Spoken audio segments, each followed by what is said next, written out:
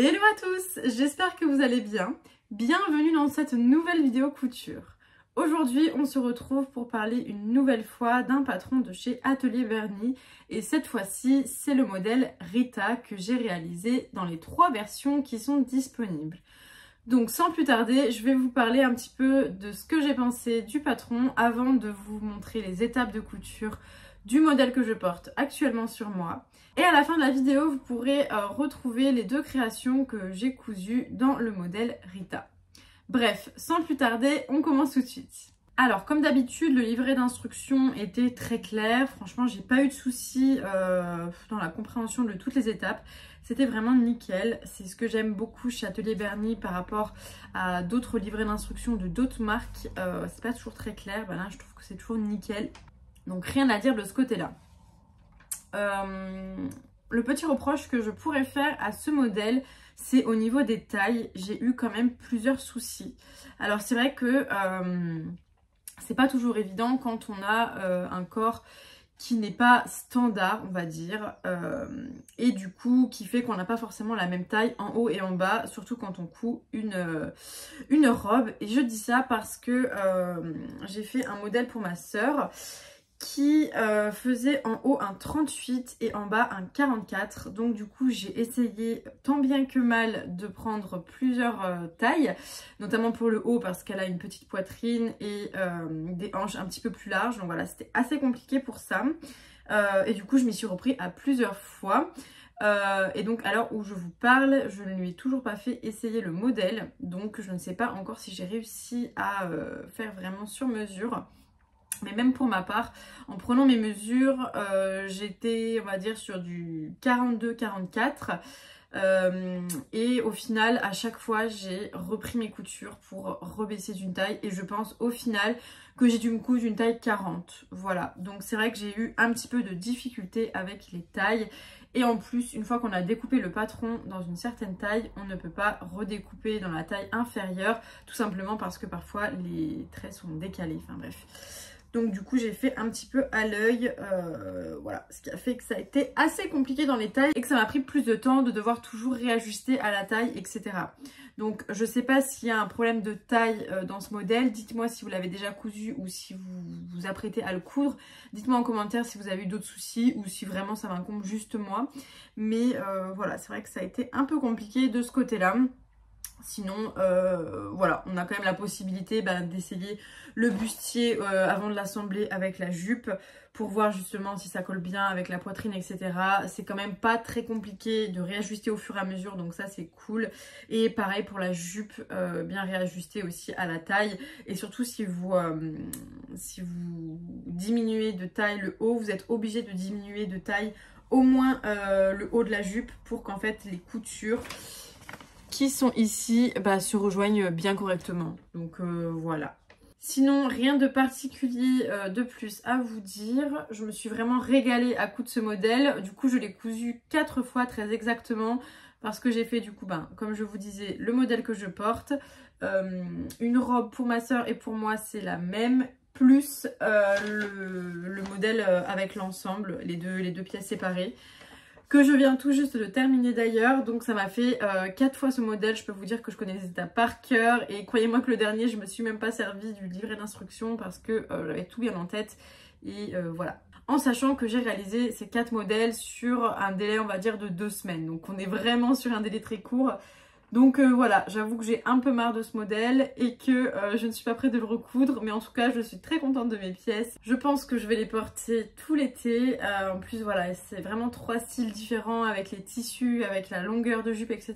Donc voilà, j'ai trop hâte.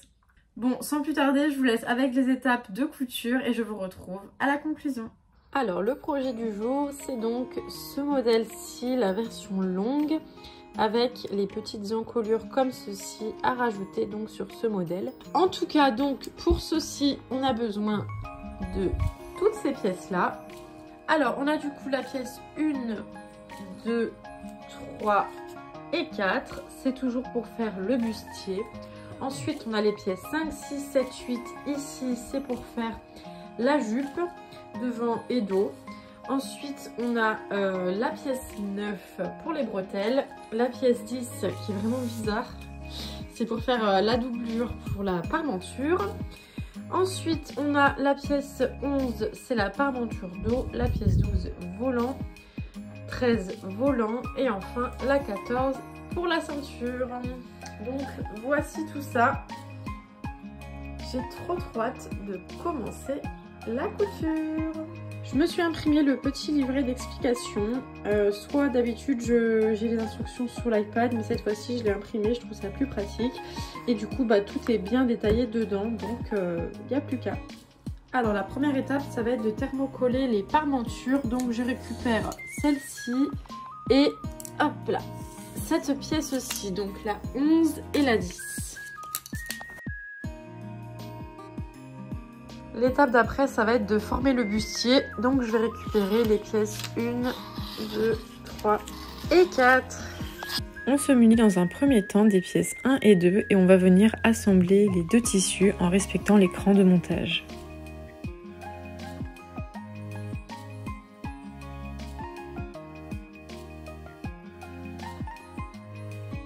Et on passe à la couture au point droit. Ensuite, je me munis des pièces dos 3 et 4 et je vais venir également les assembler entre elles.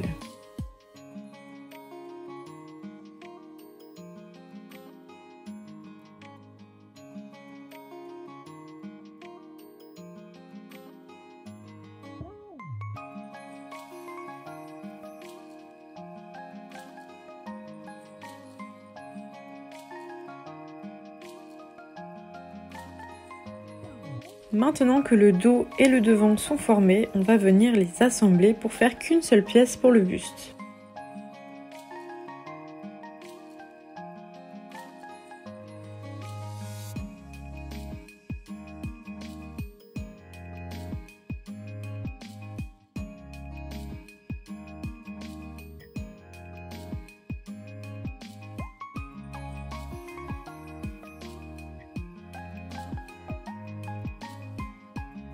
Alors voici le corset, ce que ça donne. Donc on a la pièce 1, 2, 3, 4, 3, 2 et 1. Voilà. Une fois l'avoir essayé et avoir constaté que la taille était bonne, je vais passer mes coutures à la surjeteuse.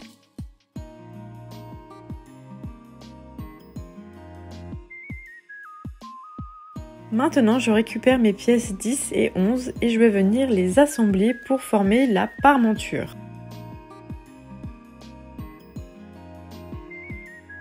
Ensuite, je vais venir surjeter tout le bord intérieur car il sera visible à l'intérieur de la robe.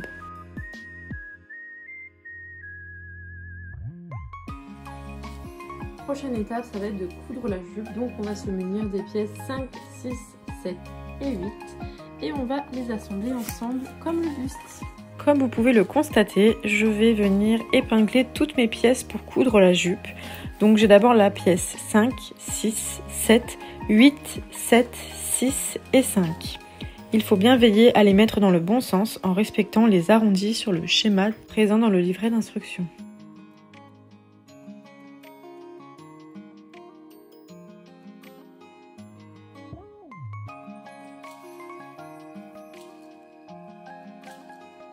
Maintenant, je viens assembler mon bustier avec la jupe.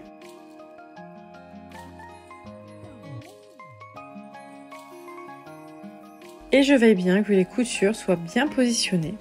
Comme d'habitude, une couture au point droit et une couture à la surjeteuse.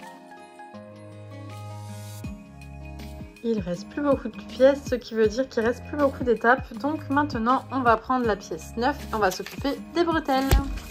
À présent, je vais venir former les bretelles, tout simplement en faisant une couture droite, en venant retourner à l'aide d'une épingle à nourrice.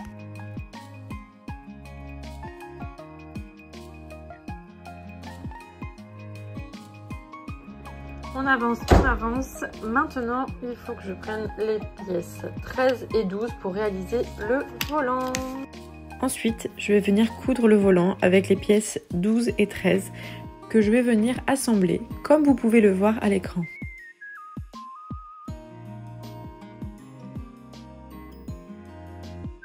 On vient bien repasser les bretelles et le volant pour que les coutures soient bien positionnées et que ça ne bouge plus. Et enfin, on finit par assembler les deux morceaux de volant ensemble pour ne former qu'un seul volant.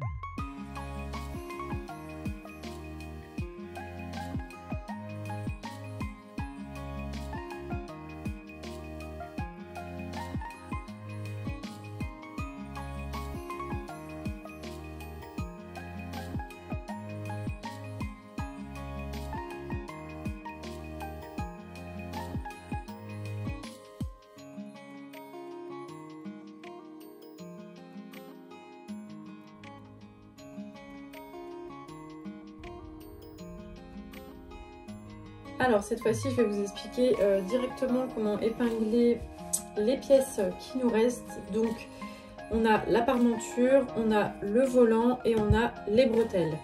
Donc dans un premier temps, on va se munir du volant dans le cas où vous avez un volant. Et donc on va venir l'épingler envers du volant contre endroit de la robe. Et on va venir respecter en fait la couture ici sur le volant avec la couture du côté. Donc on vient épingler tout ça et on va venir faire correspondre du coup la fameuse vague tout le long. Hop, et c'est normal si vous n'arrivez pas jusqu'au bout ici, c'est tout simplement parce qu'il va y avoir la patte de boutonnage. Voilà.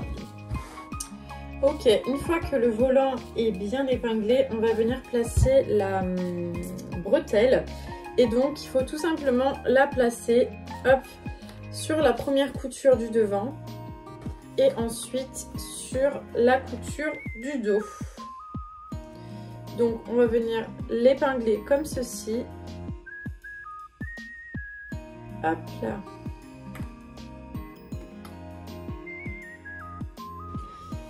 Et enfin, pour terminer, on se munit de la parmenture. Hop là. Et on va venir, elle aussi, la faire correspondre tout simplement. Donc, la couture ici avec toujours la couture du volant. Hop, on place correctement la vague. Et on fait pareil de l'autre côté. Hop, et on épingle tout ceci. Ensuite, sur toute la longueur, on va venir également épingler toute la parmenture qui descend jusqu'en bas. Et dans le livret, ils indiquent de s'arrêter de coudre à 5 cm du bas, tout simplement pour pouvoir réaliser un joli ourlet par la suite. Voilà. Donc il nous reste tout simplement à coudre comme ceci et ensuite on viendra retourner la parmenture et la bretelle correctement. Voilà.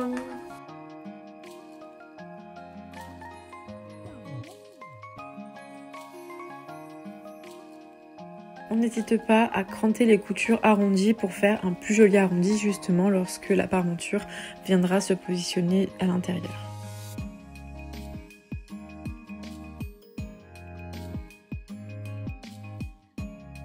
Avant de passer à la dernière étape qui va être l'ourlet d'en bas, on n'hésite pas à repasser toute la pièce pour que les coutures soient bien positionnées et que ce soit bien propre.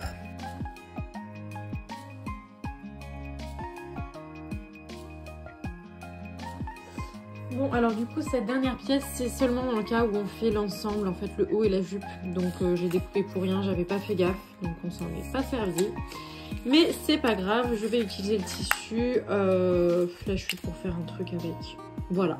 Enfin, on vient réaliser un ourlet en bas de la robe à environ 4 cm.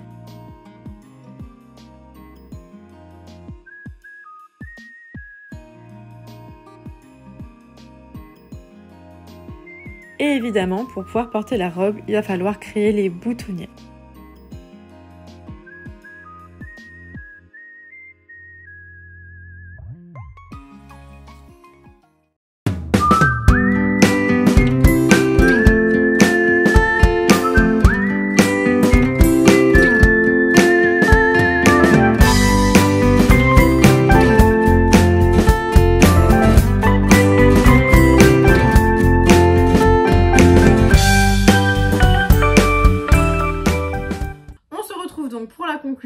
J'espère que cette vidéo aura pu vous plaire, que les étapes auront été suffisamment claires. Vous aurez donc vu les 3 modèles que j'ai cousus. N'hésitez pas à me dire en commentaire le modèle que vous préférez. À votre tour, n'hésitez pas, si vous cousez ce modèle grâce à mon tuto, de m'envoyer vos créations sur Instagram. Je serai toujours très heureuse de les voir. En attendant, je vous invite à me rejoindre sur mes réseaux sociaux, Instagram et TikTok, I am Soleneva.